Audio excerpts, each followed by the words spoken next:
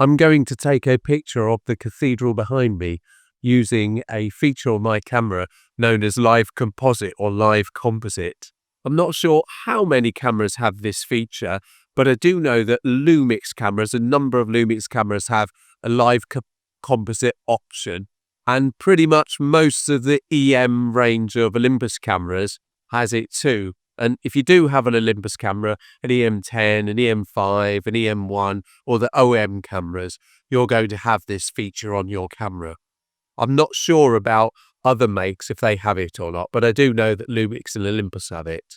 The idea with this feature is that you open the shutter and the shutter stays open all the time on your camera, and it records the light coming in, but it only records the new light. So any light that's already there, it's recorded it once, and then any new light that comes in, it then adds that light to the image. So as an example, if you're taking photos of light trails with cars, which is what I'm going to do today, it's perfect for that because it will record the light of the trails in the headlights and the tail lights, but it won't add any other light because it's already got it. Another fantastic use of this feature is light painting. And your shutter stays open and you can do all sorts of intricate light painting. And I've seen quite a few nice light painting videos on YouTube, and they look fantastic. It's perfect for someone that wants to do light painting. As I said, what I'm going to do, I'm going to take a picture of the cathedral behind me with the light trails of the cars leading up and down the hill towards the cathedral, and I'll show you exactly what I'm doing. So let's have a look at this now. So I've got the LiveComp mode set up. So the way you get to LiveComp is that you set your camera to manual and then you scroll your camera all the way around to LiveComp. So live time, bulb, 40, 30, all that sort of stuff. So I'm in manual mode and I scroll right through my settings, right to the very end, and I get LiveComp. The next thing I need to do is to decide what aperture I want. So I've gone for f8. And in this case, I've gone for base ISO, which is 200 on my camera. And then the other thing I need to do is decide how long I want my shutter to be open. So I go into the menu and I've got an option from, let's say from the top, it gives me I could have my shutter open 60 seconds right through to half a second. And I've decided to go with, I'll go with 6 seconds in this instance. And I tried to take a picture of a shutter at 6 seconds. So that's it. I've set that now. So I've got my f-stop at f8. I've got my base ISO. What I do is I press the shutter once, and that takes the setup shot. It just takes the shot just to get all the settings all right. And then once it's happy, I press the shutter again, and that's it. That's the shutter working.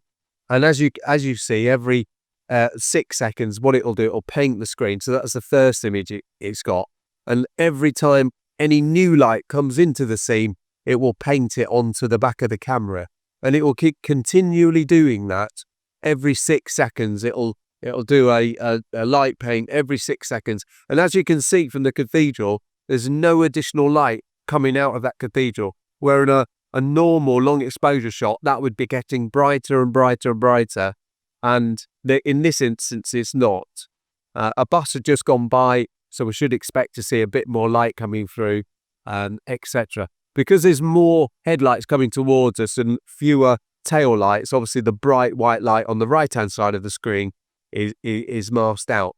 When you're happy with your exposure, all you have to do is press the shutter button again, and that's it. That's my exposure. That was like nearly a minute long.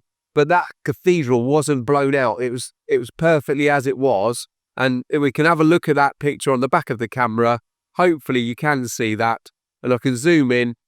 And as you can see at the top, the cathedral is still in perfect exposure. It's still spot on.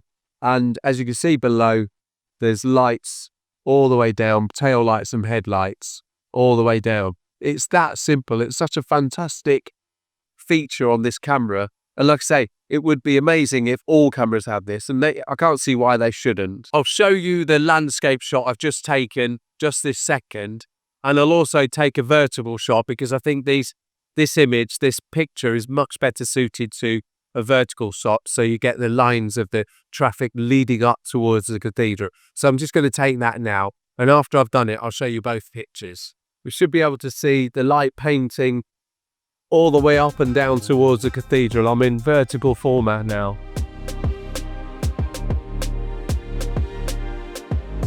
So I'll let the light just keep feeding through until I'm happy. I don't need too much light, so I'm just going to stop that there. That's ideal. That will do nicely. What I'm also going to attempt is to take a vertical shot in normal standard manual mode, and we can compare the difference to see if it is really better to use live composite or if it's just as easy to use manual mode. And I'll just show you that now. So for this standard image, I've got a vertical shot, 6 seconds, f8 this time, and base ISO. So I'm just going to press the button there, and there it goes, 2-second timer. And after the image is processed, we'll see what 6 seconds looks like. Of course, there's not really been many vehicles passing underneath the bridge to give it a proper test, just a couple, but I'll wait until I'll try 2 or 3 different shots, and I'll just to give it a bit more traffic to build up and see if I can get a shot with more traffic in it. But even so, just doing a manual shot with a 6-second exposure with base ISO, I think you can still get a really nice long exposure shot. But what you can see the difference, at least here, obviously I haven't had many cars going past, but there's not much traffic. There's no build up. If I left that on live composite, I could just leave that on for a minute, 2 minutes, however long I need, until all the vehicles come. So if it's a really low car evening and there's not much traffic, then I could still try and do this, but wait a lot longer to do it. I'm taking this image from a bridge overlooking a road called Broadgate in the centre of Lincoln. And this bridge was due to be demolished as part of the redevelopment or the continued redevelopment of Lincoln's Cornhill Quarter. Unfortunately for us photographers and obviously people trying to cross the road without getting killed, they've decided to keep the bridge, so it's got to stay. So that's really good. So that means that this wonderful, unique view of the cathedral with the light trails leading up towards it is going to be with us for quite some time to come, which means that we can keep coming back and back and back and trying to get this shot. And I've taken this shot many, many times. While I'm here in the Cornhill Quarter, I might as well take a shot of this Christmas decoration that's amazing. I've seen some local photographers take some really amazing puddle shots of this, but I'll have to come back when it's been raining because there's no dampness around at the moment. But I'll use my LiveComp feature and take a picture of that, and we can have a look at that together. For this image, I'm going to go for f8, and I'm going to set my shutter much lower than 6 seconds because I'll just put it to 2 because of the light. Let's see how that looks. That's okay. Unfortunately, I've only got the 17mm lens, so I can only get so much of this in the image. This decoration keeps changing colour, but what will happen once I leave the shutter open for so many seconds, it will just look white anyway. But here goes, LiveComp, take the first picture, 2-second exposure, and then I'll set it going. It's just going to just go now until I stop it. So you have to press the button once, and then again, and then again. As you can see, that first image was red, and now it's just getting whiter and whiter as more light comes into the picture. And there you go. So I'll stop this now. I think in some instances, LiveComp isn't the best option. Maybe in this instance, it would have been better just to set a shutter of 2 seconds and get that nice red image. So that's what I'm going to do now.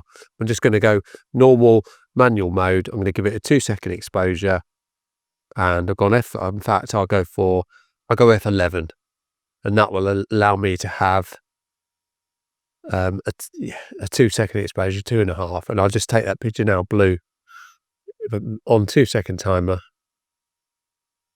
And there you go, that's a blue. I'll try again until a different colour comes. That's a pink. Car's just going to come in the image now. So I can get a car in the image and get some light trails. That might be interesting. A nice white light trail across. Now it's blue. Here it comes blue. 2-second timer. And one of these pictures will be nice. There you go. Let's have a look at this now. I hope you've enjoyed this video and found my little demonstration of the live composite mode in my camera interesting and helpful. And if it has, if you have liked it, then why not give it a like? That would be awesome. And if you're enjoying these photography videos I'm creating, why not follow along with the channel and subscribe? All you've got to do is click down here on the left and there you are. You can join along and subscribe. That would be fantastic. Thank you very much indeed for watching, and I'll see you in the next one. Cheerio.